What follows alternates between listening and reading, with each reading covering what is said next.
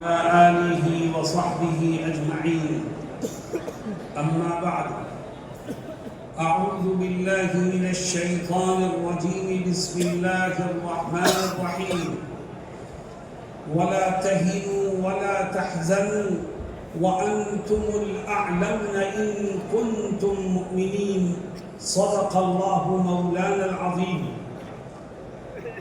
حضرت صدر محترم، جمعیت علماء بہار کے ذمہ داران اور صوبے کے کونے کونے سے آئے ہوئے لوگوں، میں آپ کو اس بات کا یقین دلانا چاہتا ہوں کہ جو اللہ پر ایمان رکھتا ہے وہ کبھی حالات سے مایوس نہیں ہوا کرتا.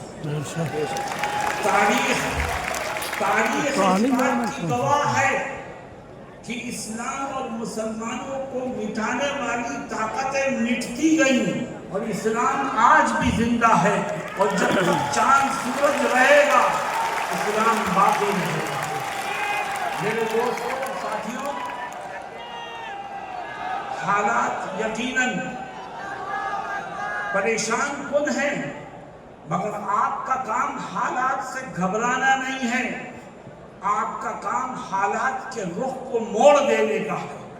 میرے دوستو، مجھے یاد آیا کہ آج سے 70-80 سال پہلے کی بات، حضرت شیخ الہند مولانا محمود حسن دیوبندی رحمہ اللہ جب اپنے ساتھیوں کے ساتھ مالٹا سے چھوٹ کر ہندوستان آئے تو حضرت نے اپنے شاگردوں کو، مریدین کو، متوسلین کو جمع کیا اور یہ فرمایا کہ ابھی تک ہم آزادی کی جنگ تنہا مسلمانوں کو ساتھ لے کر کے لڑتے رہے اور انگریز لڑاؤ اور حکومت کرو کی پالیسی پر عمل کرتا رہا.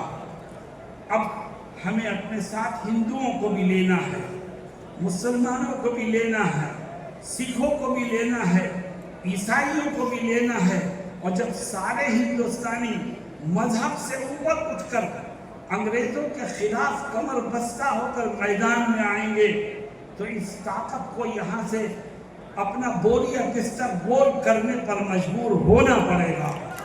دنیا نے دیکھا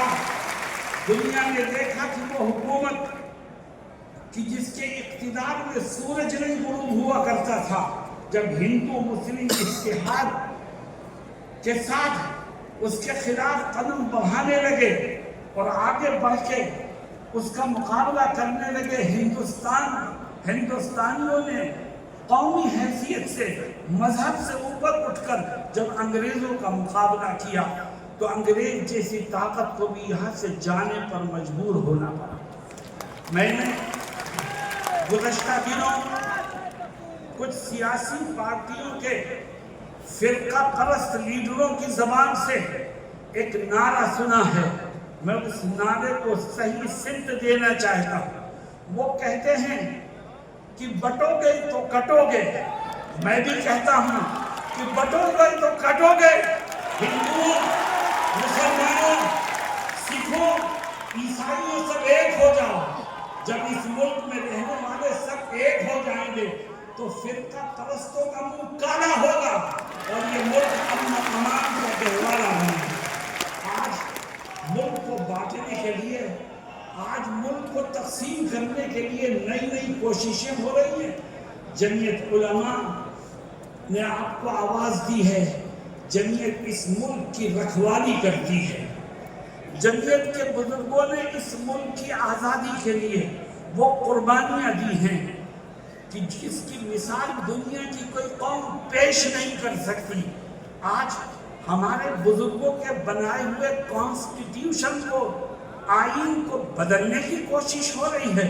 یاد رکھو، جب تک اس ملک کا سیکولر آئین باقی رہے گا اس وقت تک یہ ملک متحد رہے گا، اور جب ملک کا سیکولر آئین ختم ہو جائے گا تو یہ ملک بھی ٹکڑوں میں تقسیم ہو جائے گا. اور آؤ ہم طے کریں کہ ہم اپنے بزرگوں کے بنائے ہوئے سیکولر آئین کو تبدیل کرنے کی کسی کوشش کو کامیاب نہیں ہونے دیں. میرے دوستوں اور ساتھیوں، قومی یکجہتی کا پیغام جمعیت علماء ہمیشہ دیتی ہے، اور وہ یہ کہتی ہے کہ مسلمانوں اسلامی اخلاق اور کردار کے ذریعے سے غیروں کو اپنانے کی کوشش کرو۔ جس دین و دھرم کو ہم ماننے والے ہیں اس میں ایک دوسرے کا احترام کرنا، ایک دوسرے کو معاف کرنا، ایک دوسرے کے ساتھ حسن سلوک کرنا، اس کی بڑی اہمیت ہے۔ اس لیے ہمیں اس ملک کو ہمیشہ جوڑنے کی کوشش کرنی چاہیے۔ وہ طاقتیں جو نبی کریم صلی اللہ علیہ وسلم کی شان میں گستاخیاں کر کے مسلمانوں کا دل دکھانے کی کوشش کرتی ہیں، ہم ان طاقتوں کو یہ بتانا چاہتے ہیں کہ ہم اپنی ہر چیز قربان کر سکتے ہیں مگر اپنے نبی کی ناموس کا سودا نہیں کر سکتے۔ میرے دوستوں اور ساتھیوں، جہاں تک ہو سکے گا ہم نبی کریم علیہ السلام کی عزت و ناموس کی حفاظت کرتے ہیں اور انشاءاللہ آخری دم تک کرتے رہیں گے۔ میرے دوستوں اور ساتھیوں، ابھی آپ نے ایک تجویز سنی اوقاف سے متعلق۔ میں نے دلی میں بھی کہا، آپ سے بھی کہتا ہوں کہ اوقاف یہ کس کا سرمایہ ہے؟ یہ ہمارے بزرگوں کا سرمایہ ہے۔ یہ اوقاف ہمارے بزرگوں کی دین ہے۔ کسی نے زمین وقف کی ہے مسجد کے لیے، کسی نے زمین وقف کی ہے مدرسے کے لیے، کسی نے زمین وقف کی ہے قبرستان کے لیے، کسی نے زمین وقف کی ہے غریبوں اور بیواؤں کی مدد کے لیے۔ یہ ہمارے بزرگوں کا سرمایہ ہے۔ آؤ ہم اعلان کریں کہ ہم اپنے اس بزرگوں کے سرمایہ کو خود استعمال کریں گے، کسی کو اس میں دخل دینے کی اجازت نہیں دیں گے۔ ہمارے بزرگوں کا سرمایہ ہے، ہم اس کی حفاظت کریں گے، ہم اس سے فائدہ اٹھائیں گے، ہم اس کو استعمال کریں گے۔ ہاں، اگر کسی جگہ کوئی وقف پراپرٹی کا غلط استعمال کرتا ہے تو حکومت قانون کے مطابق اس کے خلاف کارروائی کرے، وہ مجرم ہے اس کو سزا دے، لیکن قانون وقف پراپرٹی کے سلسلے میں کوئی ترمیمی بل لانا، اس کو ہم یہ سمجھتے ہیں کہ یہ ترمیمی بل در حقیقت وقف پراپرٹی کے غلط استعمال کو قانونی جواز دینے کی کوشش ہے، جس کو کبھی کامیاب نہیں ہونے دیا جائے گا۔ میرے دوستوں اور ساتھیوں، مدارس کے سلسلے میں بھی بات آپ نے سنی۔ حقیقت یہ ہے کہ آج اگر یہ دیش آزادی کا سانس لے رہا ہے تو یہ انہی مدارس سے نکلے ہوئے جیالوں کی قربانیوں کا نتیجہ ہے۔ اگر ہمارے بزرگ اور دارالعلوم دیوبند کے اکابر اس دیش کی آزادی کے لیے قربانیاں نہ دیتے تو آج بھی یہ دیش غلامی کی زنجیروں میں جکڑا ہوتا۔